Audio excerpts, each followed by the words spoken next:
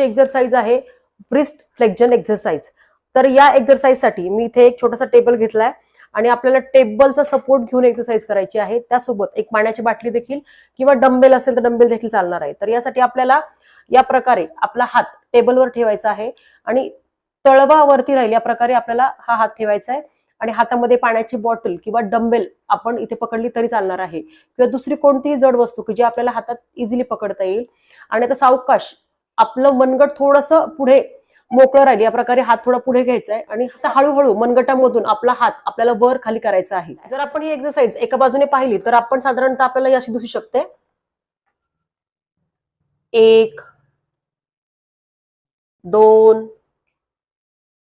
3. दुसऱ्या हाताने आपण करून बघूयात. 1 2 3.